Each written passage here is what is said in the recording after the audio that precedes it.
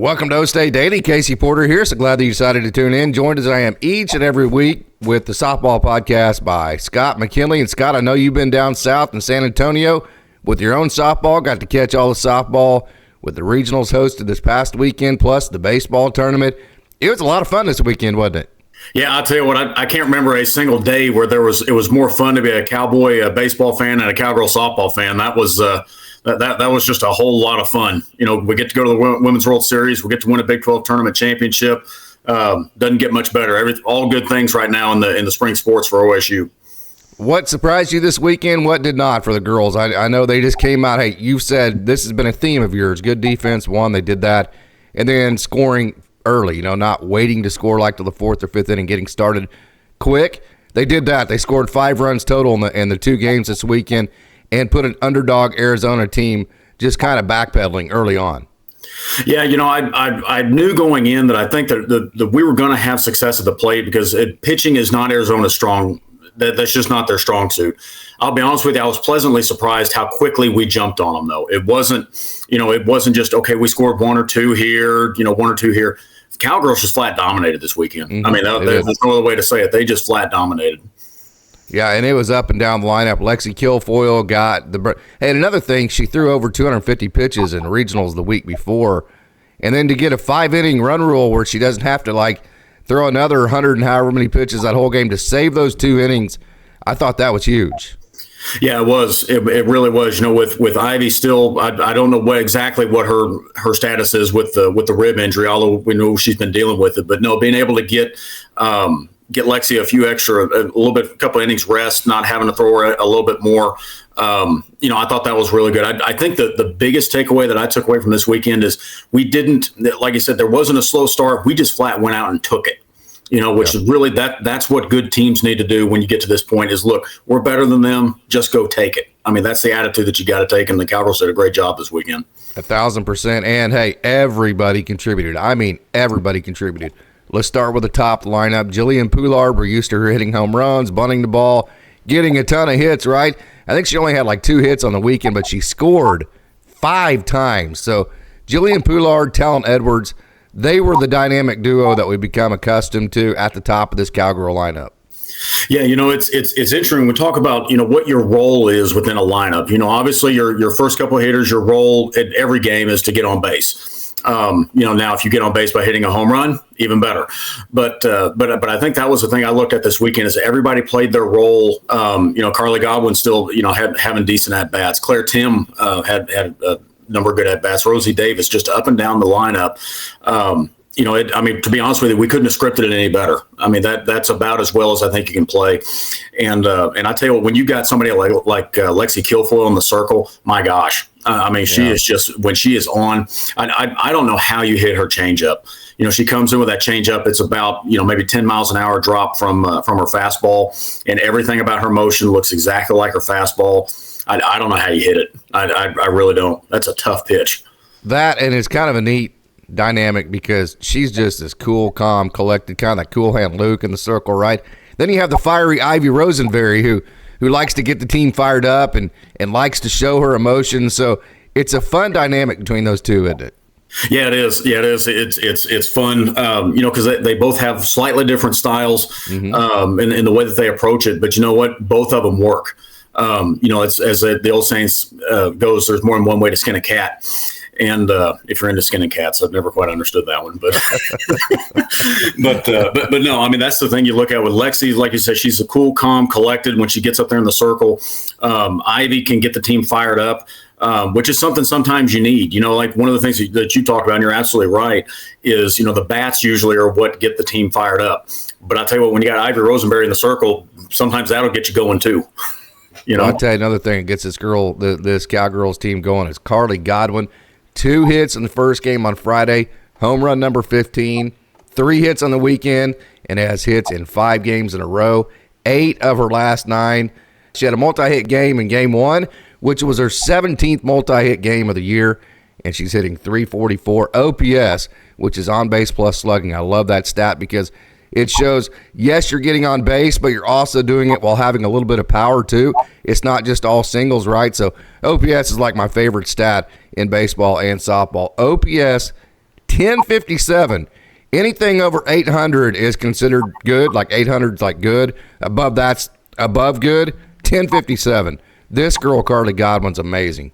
Yeah, she's having an incredible season, and I don't see it stopping anytime soon. I think one of the great things about this lineup is if Carly Godwin was the only good hitter in our lineup, they'd been walking her months ago. But the thing is, with as good as this lineup is, you can't walk her, because right behind her you got coming Claire Tim, you got Michaela Work, you can't. It's hard to pitch around this Cowgirl lineup right now, which I think is going to become it's going to become even more and more important as we move forward going into the World Series. That because other teams, Florida, obviously they're going to be looking at how to pitch us. Man, I tell you, they're going to have a tall task with the way the Cowgirls are swinging the bats right now. If the Cowgirls play as well as they're capable that we've seen, I think they might be the best team in the country, and I think that you can say that fairly confidently because they've beaten Texas and OU. Texas is the number 1 seed that's in the Cowgirl side of the bracket. So Michaela Wark, you mentioned her just a minute ago. She had 2 hits in the first game, including home run number 11.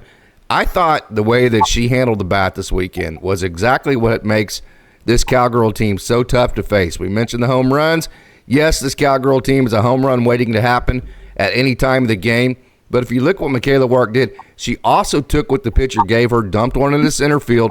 These girls hit home runs, but it's not like they're trying to hit home runs. They're just trying to hit the ball hard, and they happen to get the ball in the air. Yeah, one of the things that I've always said about the game is, we say what gets you beat. It's walks and errors. It's always walks and errors. Well, so what does that mean on the flip side, on the offensive side? It means you want to swing at good pitches, so you're getting good at bats, you're not chasing stuff. And then if you hit the ball hard, you have a chance of causing more errors in the field and just getting base hits. And I think that's the biggest thing that I see with this team, as you just mentioned, is this team hits the ball hard. Whenever it comes off there's gonna have some pop to it. Well, that's gonna find some gaps. Some are gonna get out of the park. Some are gonna wreak havoc for the defense to try to handle. I even look down at the bottom line. Megan Bloodworth has been more productive here of late, and she's good enough. She can lay down a bunt if needed. That's a skill that she's good at. It's those little things that come into play. Okay, we get to turn the lineup over one more time. Well, if we can get one more time through the top of the order, that can be the difference between winning and losing a ball game. So it's just right now, I think the Cowgirls are firing on all cylinders. Mentioning going into the World Series, I think this team has got as much talent as anybody. That doesn't mean necessarily that we are going to win it, because once you get to this point, even good solid teams are gone.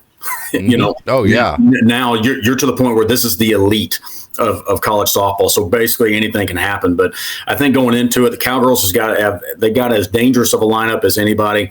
I feel good. We've got probably one of the best 1-2 combinations in the circle of anybody in the country. So I'd say let the chips fall where they may. I think the Cowgirls have got just as good a chance as anybody. Especially, like at one point, Arizona and Oklahoma State both, I believe, had like 5 hits apiece.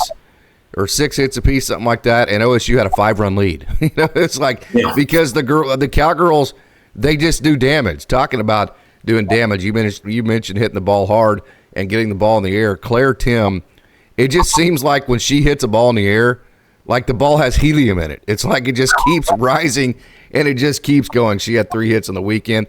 2 were home runs, 1 in each game. She went 3 for 6, scored 3 runs, and had 3 RBIs.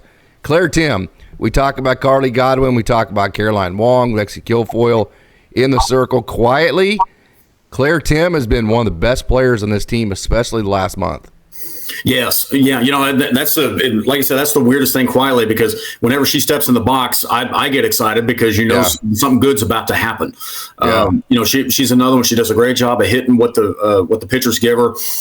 She also does an excellent job of fighting off pitches. If it's not quite exactly what she's looking for, she can fight it off. That's a skill that I think is very important.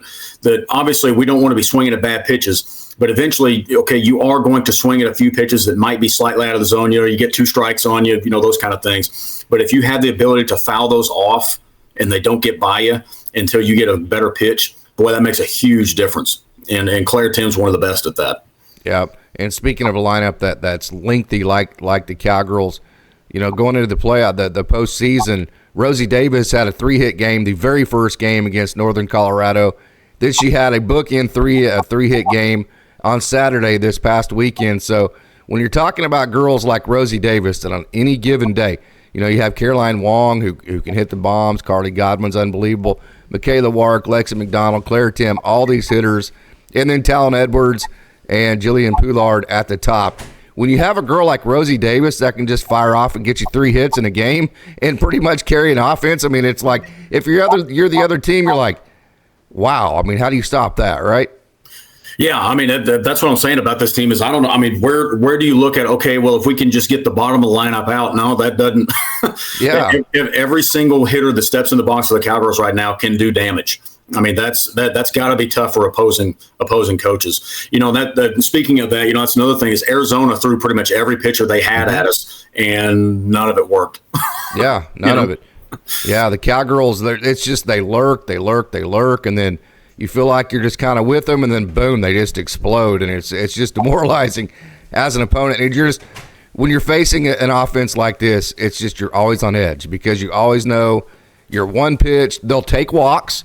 So, like, you try to nibble the edges, and they don't swing at it, and then you have to come in the zone, and then you're just praying that they don't hit one to Duck Street, right? I mean, it's just or to McElroy. It is a very, very, very it's grueling to get through this lineup. So let's move on to the College World Series. Obviously, it's in Oklahoma City. You have the number 1 seed on your side, Texas, and then they play Stanford. That's on the upper part of your side of the bracket. And then Oklahoma State takes on Florida. So all in all, we know we can beat Texas, right? And Florida, that's a very winnable game for the Cowgirls. Of course, as you mentioned, everybody is elite at this point, but a good draw for the Cowgirls. Yeah, I think. I mean, like I said, at this point, you're gonna have to start beating really good teams. I mean, that's just all there is to it. I think, you know, like I said, I mean, I think Florida's as good of a draw. You know, I was kind of rooting for Baylor, but just one of those deals. Baylor's tough though, man. Yeah, you know, I mean, but Baylor Baylor took one game from Florida, so I mean, there's that. You know, Texas. I'm just going to be honest. Texas escaped miraculously from Texas A&M this weekend. I mean, that was a crazy series. Yeah, that was. Well, I mean, let's just be honest. A&M had it. They did. A&M the late home run and all that. Yeah. Yeah. So I mean, that's, you know, again, Texas is really good, but I don't. Texas, I mean, again, Texas could end up winning this thing, but Texas, they don't scare me. You know, I think OSU has got the lineup. I think we've got the pitching. We can stay right there with Texas and beat them just as we did earlier this year. So, you know, but again, you know, it's kind of the same thing we've been talking about as we get through regionals. Same thing we get through super regionals. That first game is very, very important. You got to win the first one. Is it impossible to come back if you lose the first one? No. That's been proven, but boy, the road gets a lot more difficult. You don't have any room for error at that point. So if we can get past Florida and get a good win there, we'll see what happens. You know, I am curious to see what happens in that Stanford Texas game because the Stanford pitcher is very, very good. I think her ERA is like 0.56 or something like that. Now, granted, she probably hasn't been facing the caliber of hitters that Lexi Kilfoyle and Ivy Rosenberry have been facing. But at the same time, anytime that you've got an ERA under 1, you're a pretty good pitcher. Yeah, absolutely. And we'll see how that game goes. Of course, the Cowgirls, they have the 9:30 game. Wow, that's late. Yeah. Well, maybe this last week was practice for that, you know, with the lightning delay and everything else. Yeah, absolutely. Okay, for the Cowgirls to come out. Hey, one thing I do like before we get to the keys to this College World Series, one thing I do like, even if you do get into the loser's bracket, even if it's after the winner's bracket game or even if it's after the first game, usually to get out of a loser's bracket scenario, you have to hit your way out of it. Yep. Because you got to conserve pitching.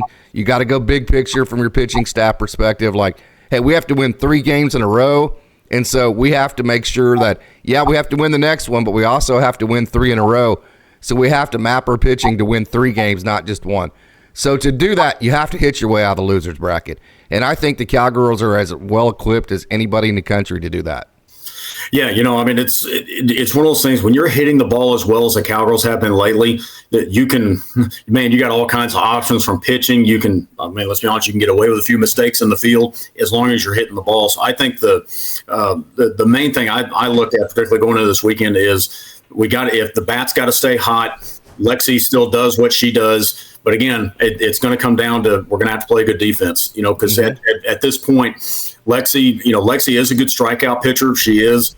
But at the same time, it's going to be more difficult to get pitches past hitters this weekend than it has been with the other teams we've been facing. So I think the main thing is again, Lexi's going to give us good outings. I think just keep the bats hot and play good defense. I mean, that's all it comes down to.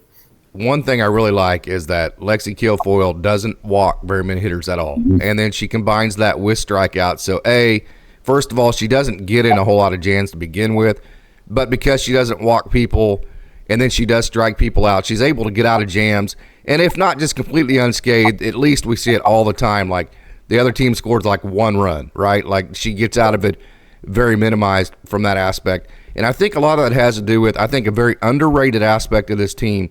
We talk about Caroline Wong and all of her home runs, but the way she's able to throw the ball down to second base and third base and to keep other teams from stealing, you just don't feel like other teams are just, like get a walk and then steal second base, maybe steal third base, and steal a couple of runs from you. You just don't feel like that's something the Cowgirls have done very much of. Yeah, between the batter of Kilfoyle and Wong, that doesn't happen very much. The other thing with as far as stealing, as tight as they are calling it, moving the base early now, it's almost making it where steals are. It kind of has to be right setup, right player, right count, those kind of things. It's not just, okay, we've got a girl with speed on first, so we just steal second. And you're definitely not going to do that with Wong behind the plate as well. So, the other thing I'd say about Lexi that I think is great is, when you're a pitcher, not every pitch that you throw is going to be perfect. It's not going to be exactly where you want it, but every pitch that you throw should have a purpose behind it. Yeah. There's a reason why we're trying to locate where we're trying to locate. One of the things that I think is that she does a phenomenal job of is whenever she gets two strikes, she puts a 2-strike pitch, an 0-2 pitch where it needs to be. I've never liked the idea of saying it's a waste pitch, because no, why would you waste a pitch? Let's have a purpose with that pitch, and let's try to see if we can make something positive happen. But she's also not floating it over the middle of the plate. Mm-hmm. It's something that if the hitter swings at it, the best they could do is maybe foul it off, but they're not gonna square something up. One of the great things I think about Lexi is she does a phenomenal job of pitching with the count. She's a smart ball player. Yeah, I tell you, the one thing I worry about the most is Ivy Rosenberry's health, and that's because when you look at what happened last weekend, the Cowgirls won game 1. They had the buffer of the game 2. You mentioned that on a podcast last week, and they still only went 3 innings with her, right? So Kilfoyle threw the remainder of the 4, all 5. She still threw 9 innings in 2 games that weren't close. Okay, so what is the role of Ivy Rosenberry? There is no such thing anymore as, hey, maybe if you win the winner's bracket game, then you have that type of scenario where if you lose, you're the if, and you have that buffer, but not until you get there. So you're 2 games away from having any kind of buffer like you had in that second game this weekend when Rosenberry pitched. So is it going to be Kilfoyle the entire time for both games 1 and 2? I mean, then if that's the case, what do you do for game 3? That kind of thing, right? Yeah, my gut tells me it'll be Kilfoyle in game 1 starting, and it'll just kind of depend on how that goes. I mean, if she's, if we're in a tight ball game and it's late innings, you're probably going to have to leave Kilfoyle in there. But again, I mean, it all depends on how she's throwing too. But I mean, we know Lexi's going to have. They're not going to score 10 runs off of Lexi usually. But then at the second game, man, I don't know what you do there. But at the same time, I mean, we've seen that. I mean, we threw ACOC to start at OU and ended up winning. I say that you have a game, you have a day in between though. That helps you. Yeah. Having a day to get Lexi some rest. I mean, that's the thing I look at is you win the first 2 games, man, you're really sitting pretty in this thing. So really, to me, if it's me, the way I'm playing it is, Lexi, we need you to go 2 games. We need 2 wins, and then we'll see. We'll work with it after that. So yeah, I think the way it looks, you have Friday. If you win that, then you don't play until Sunday. So Lexi gets it. She would put, I get to go get a steak, right? And then everything's fine. Okay. Yeah. Then she recharges her batteries for Sunday. You win that game. Then you come back on Monday and you have to get beat twice if you win those first 2 games. I think that's where Ivy Rosenberry would come in. If the games 1 and 2 are close, I think that's where you throw Ivy Rosenberry as far as you can possibly go. Yeah, I mean, the absolute best case scenario will be that we jump on Florida and we put up, 30 runs or something, and then we could throw whoever we want. I mean, that's the other thing that we talk about with the offense is if we continue to swing the bats like this, man, it gives us all kinds of cushion. There's all kinds of things that helps us on the pitching front in a tournament like this. So no, I think us continuing to swing the bats like we have, I think that really could be the biggest key moving forward. All right, man. Hey, any final thoughts before we get off of here? No, I tell you that it's great seeing this team get there for the 5th straight time. That's I think that's something that really needs to be celebrated because there's not a lot of teams that are able to do that. And the type of success that Kenny's been able to bring to this team. And the other thing I think I'm also excited about is we've got a lot of young players on this team. It's not just a senior laden team where that's all that we've got. I mean, yes, we do have some that are class women, but at the same time, we've also got some really young talent with Godwin, with Davis, with Edwards. So this team's this team's building for the future as well. But I can't wait to see what happens this next weekend. I think, like I said, I think the Cowgirls got as good a chance as anybody on this thing. Mm-hmm. Let me back up. I got my dates wrong. Cowgirls actually first game is on Thursday. That's at 9:30 p.m. Then if they win that game, they won't play on Friday, and then they would play at 7 p.m. on Saturday. And then the game, if they win that, then they have another day off on Sunday and then would come back and play Monday. So if you keep winning, you play Thursday, Saturday, Monday. That's perfect. Yeah, exactly. Yeah, Thursdays. Yeah, so basically, you got a day rest in between. Yeah, I'd say let's just keep throwing Kilfoyle unless the situation requires that we need to put Rosenberry out there. Yep. Okay, man. I appreciate you joining, and go Cowgirls, right? Go Cowgirls. Let's go get them.